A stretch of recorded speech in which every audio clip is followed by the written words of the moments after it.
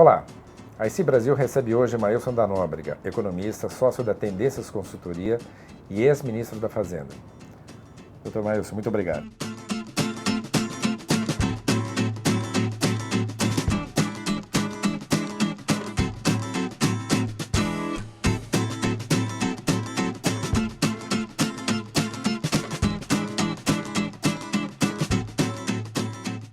Juros altos, desaquecimento econômico, inflação em alta, desemprego em alta.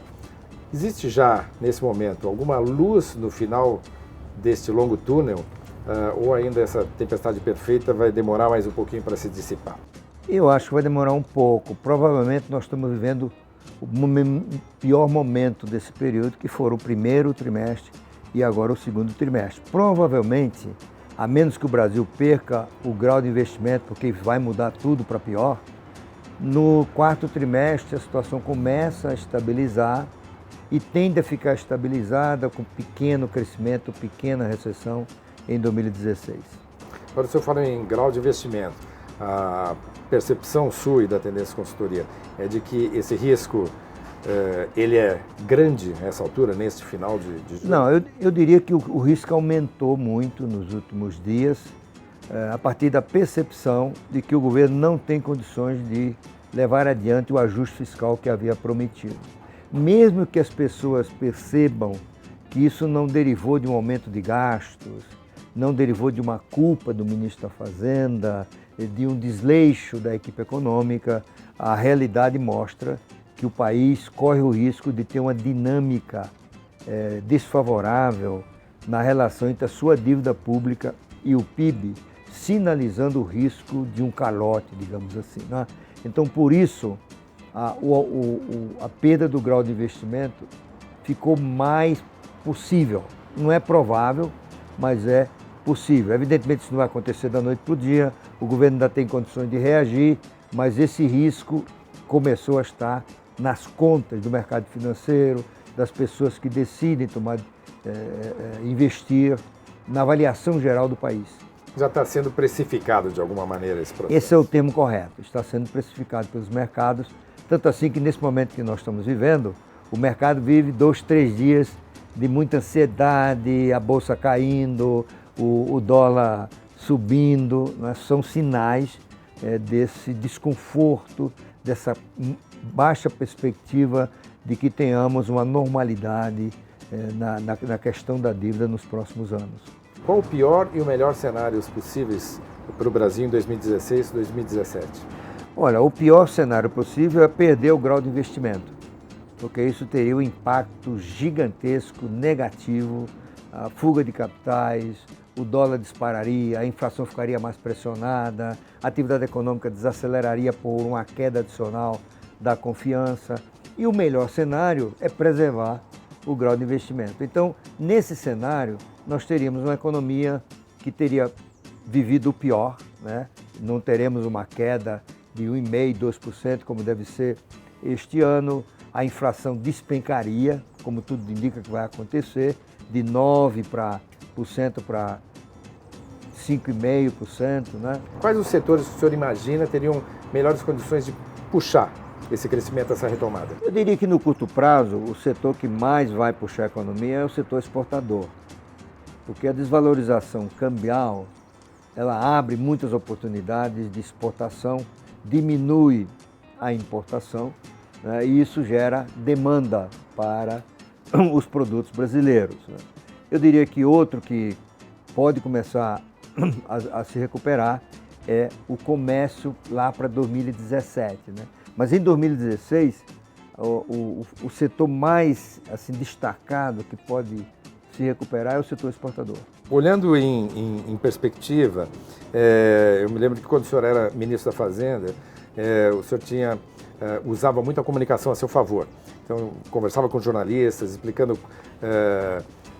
colocando alguns pingos nos is, evitando que aquele cenário, por meio da cobertura jornalística, pudesse deteriorar ainda mais. Ou seja, aquela inflação de 30%, 40% ao mês.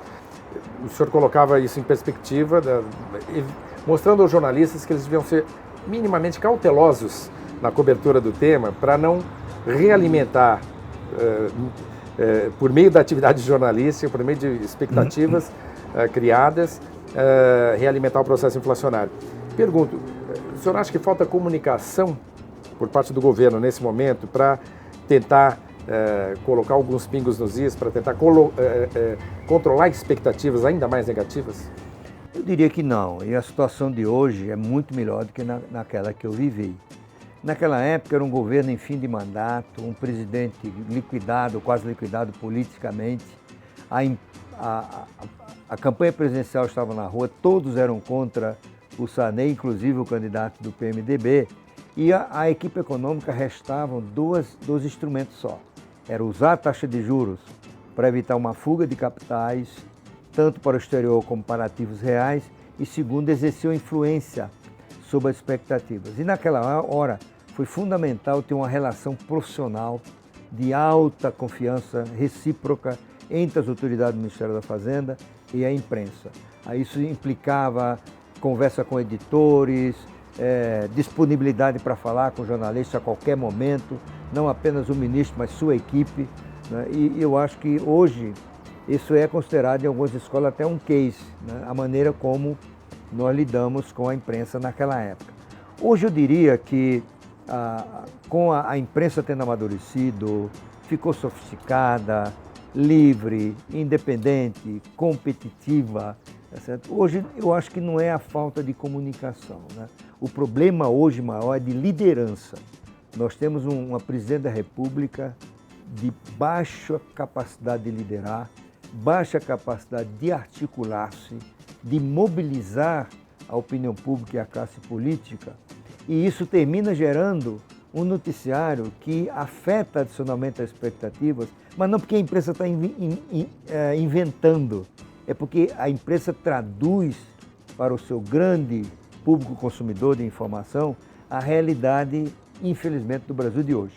E que nós temos uma presidente da República que tem a maior boa vontade, é uma pessoa honesta, ela quer fazer o melhor, mas ela não reúne as qualidades de liderança para mudar, vamos dizer, a perspectiva que está presente tanto no país quanto no exterior, que nós estamos assumindo ou correndo alguns riscos. Eu particularmente acho que não vai ser nenhum desastre, que o Brasil não vai entrar em colapso, não é?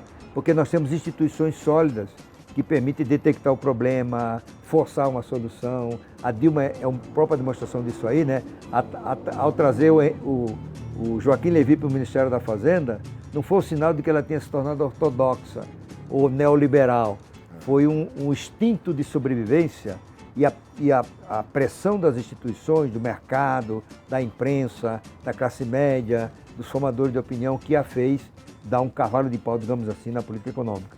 Portanto, eu acho que o governo, aqui e acolá você pode dizer que tem deficiência de comunicação, aqui e acolá, mas esse não é o problema. Mas, de qualquer maneira, além dos problemas econômicos per si, esse cenário político pode contribuir para piorar esse cenário político. É mais ou menos isso? Com certeza, porque a gente está vivendo uma crise econômica e uma crise política, ambos de muita gravidade, né? E elas se retroalimentam.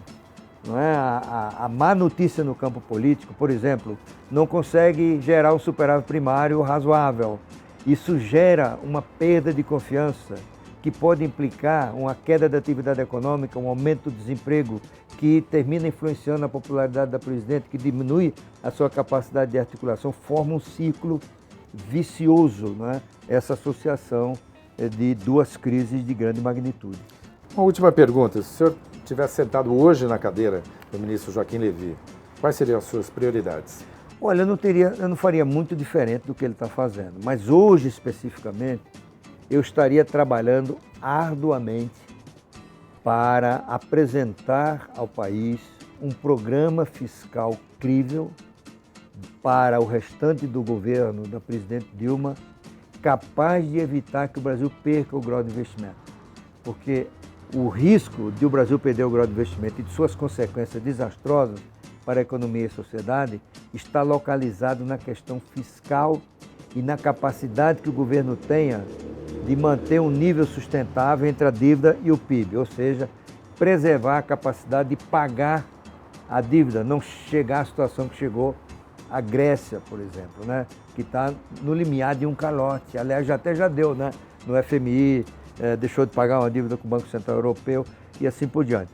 Então, eu acho que esse é um desafio para o ministro, uma vez que ele não tem a capacidade política, né, não está ao seu alcance, mudar a situação do país para introduzir reformas, para aumentar a produtividade, legar uma reforma tributária, uma mudança na arcaica legislação trabalhista, ampliar de maneira considerável a concessão de serviços públicos, privatizar. Ele é apenas o ministro da Fazenda. E eu acho que a sua grande missão hoje, e eu acho que ele está cumprindo com muita eficiência, com muito vigor, com muita dedicação, é evitar o colapso. Ou seja, o seu papel hoje é evitar que o Brasil caia no despenhadeiro, né? Agora, fazer com que o país volte a crescer, isso está muito longe do alcance dele. E nesse momento é fundamental gerar a percepção de que o Brasil não vai caminhar para uma relação insustentável entre a dívida e o PIB, que é o principal indicador de solvência do país, que sinaliza a nossa capacidade de cumprir nossos compromissos naqueles que acreditaram no governo, compraram os nossos papéis, investiram em fundo de investimento, que por seu turno compraram papéis públicos, lá fora compraram bônus do governo brasileiro. É preciso dar uma mensagem a essas pessoas de que eles investiram certo e que eles não vão perder o dinheiro deles. Doutor Maílson, muito obrigado. Foi um prazer.